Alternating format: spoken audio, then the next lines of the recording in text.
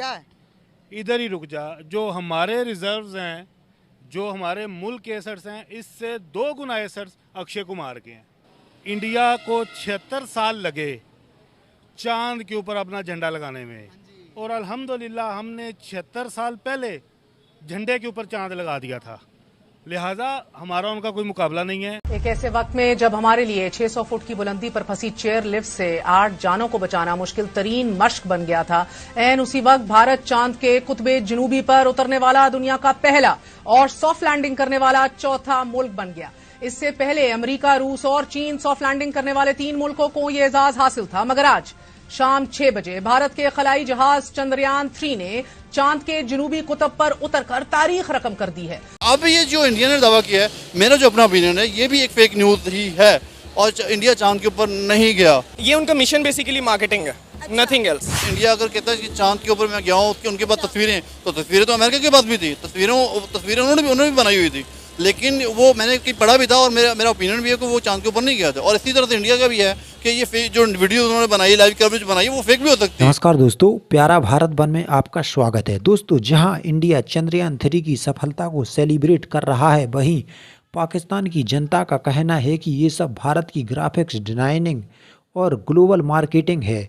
इन सब लोगों की सोच और दिमाग को देखकर लगता है कि जल्द ही पाकिस्तान की जनता पाकिस्तान को जहन्नुम यान के जरिए जहन्नुम भेजने वाली है। तो चलिए दोस्तों, वीडियो को शुरू करते हैं। 615 करोड़ का बजट लगाया गया है। 4 सालों की इंडिया के साइंटिस्ट की मेहनत है।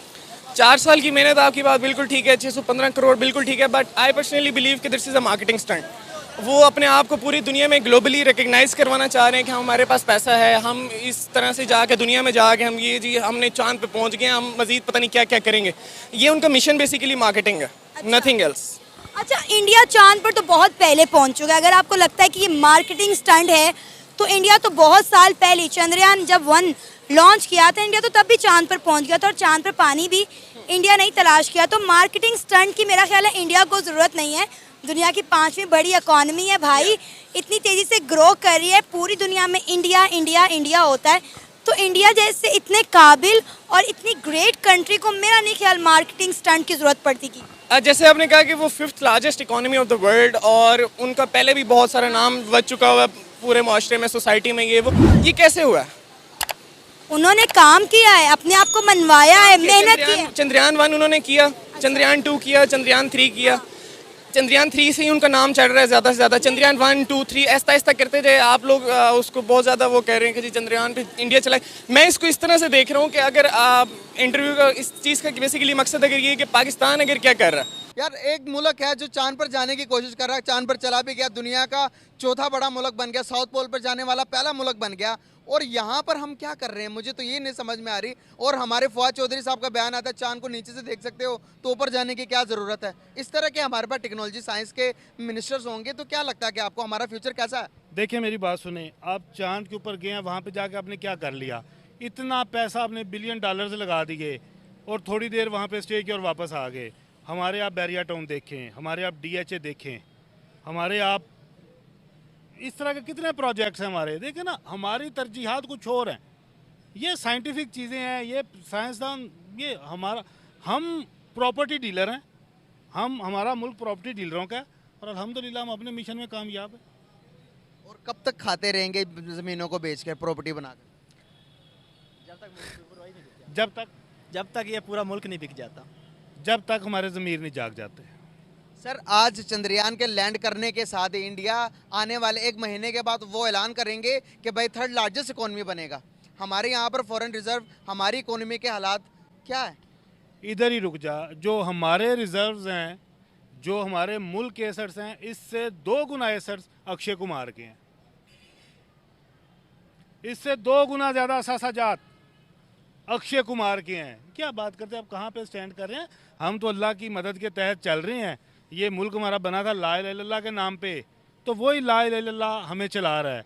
अदरवाइज़ जो हमारे मुल्क के अजीम के साथ हुआ है, ये इसी बेचारे की हिम्मत है कि ये सर्वाइव कर रहा है। सर, यही बात हम करते हैं। आपने देखा कि 71 में हमसे बांग्लादेश छिन गया। अल्लाह ताला भी उसी की मदद करता है जो अपनी मदद आप करता है।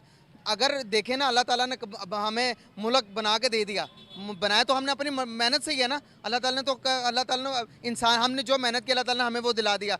अगर मेहनत नहीं करेंगे, जिस तरह के हालात चल रहे हैं, आप देख रहे हैं कि सिंध के अंदर क्या हो रहा है, आप देख रहे हैं कि बलूचिस्तान के अंदर क्या हो रहा है, इस तरह से हमारा पाकिस्तान आपको टुकड़े होते हुए नजर नहीं आ रहा अगर कोशिश नहीं करते। देख मेरी बात सुन, सिंध वाले महाजर कहते हैं हमारा है, कश्मीर इंडिया कहता है हमारा है, हमारा केपी चला जाए वो अफगान कहते हैं हमारा है, बलूचिस्तान चले जाएं वो ईरान कहते हैं हमारा है, पंजाब आ जाएं वो सिख कहते हैं हमारा है। अब मैं कहता हूं कि बाबा कायदे-आज़म रहमतुल्लाह अलैह को इतना रोले वाला प्लाट लेने की ज़रूरत क्या थी? वो खुद तो हमें दे के 1 साल बाद अल्लाह के पास चले गए हैं। और जिस आज़ादी के नाम पे हमें ठगा जा रहा है 76 सालों से, एक ज़मीन का टुकड़ा आज़ाद हुआ है, सिर्फ एक ज़मीन का टुकड़ा। हम आज भी कैद हैं, हम इंशाल्लाह जिस तरह के हमारे रवैये हैं, हम आने वाले 100 साल भी कैद हैं। हम आज़ाद कौम नहीं हैं, हम अपनी मर्ज़ी से बात नहीं कर सकते, हम अपनी मर्ज़ी से वोट नहीं डाल सकते, हम अपनी मर्ज़ी से किसी मूवमेंट का हिस्सा नहीं बन सकते। क्या क्या आज़ादी है? ये हमारे बेसिक राइट मैंने आपको बता दिए हैं। हम तो कहते हैं 1947 को हम आज़ाद हुए हैं। ज़मीन का टुकड़ा एक आज़ाद हुआ था। हम कल भी गुलाम थे, हम आज भी गुलाम हैं। इंडिया आज़ाद है? इंडिया 100% आज़ाद है। कैसे? 110%। हमसे 5 गुना बड़ा है वो, हमसे ज़्यादा गुर्बत है वहाँ पे, लेकिन उन्होंने मर्सिडीज अपनी बना ली है, उन्होंने आईफोन अपना बना लिया है। और हम कहाँ पे हैं? साड़ी लत उत्ते। वो बाबे वाली एक कहावत है कि साडा बाबा उत्ते, बस वही हमारा बाबा ऊपर है बस, और हमारा कुछ भी नहीं है। हमने सिर्फ 40 करोड़ रुपए का एक झंडा लगाया है, जो सिर्फ हमने झंडा हिलेगा तो अवाम उसके नीचे इधर दौड़ेगी, उसके साए के नीचे कभी इधर लहराएगा तो इधर अवाम दौड़ेगी। हमने सिर्फ यही दिखाना था, हम इतना की गए आगे, इससे ज़्यादा नहीं। हमें देखो मैं एक बात बोलूँ, एक बंदे ने एक यहाँ पे स्लोगन दिया है, हकीकी आज़ादी। मैं कहता हूँ कि 76 सालों में आप उस बंदे के ऊपर, उस बंदे का विजन देखें कि ये स्लोगन 100% दुरुस्त है, हकीकी आज़ादी। जब तक हम बहसीते इंसान आज़ाद नहीं होंगे, हम ये नहीं कह सकते कि हम एक आज़ाद नेशन है। आज़ाद नेशन जो होती है उनके अपने राइट्स होते हैं, उनके राइट्स को कोई भी बंदा नहीं तोड़ सकता, और हमारा कोई हक ही नहीं है, हमारा कोई राइट ही नहीं है। जिसका दिल करता है, हमें जैसे दिल उसका करता है हमें ठोक देता है, और हम ठुकने के बाद कहते हैं शुक्र है या अल्लाह थोड़ा ठुके हैं। लिहाजा इंडिया जहाँ भी पहुँचा है, ये एक, हालांकि देखें अब उनका जो वज़ीर आज़म है चिट्टा अनपढ़ है, एक चाय फरोश था, लेकिन उसके पीछे ब्रेन है। वहाँ पे जो काम जिसका है वो कर रहा है। हमारा क्या है? मैंने पॉलिटिकल में, उन्होंने पॉलिटिकल साइंस किया हुआ उन्होंने। मैं आपको बताता चलूँ सर, अगर वो अनपढ़ भी हैं तो हमारे इन पढ़े लिखों का फ़ायदा क्या हुआ? देखें हमारे 10 और उस बंदे के एक बराबर नहीं है सर। देखें वो जो MA पॉलिटिकल साइंस उसने कर लिया, जब सियासत में आया होगा तो उसने डिग्रियां ले ली होंगी, अदरवाइज तो बंदे के बोलने से पता चल जाता है। वो इंग्लिश का एक लफ्ज़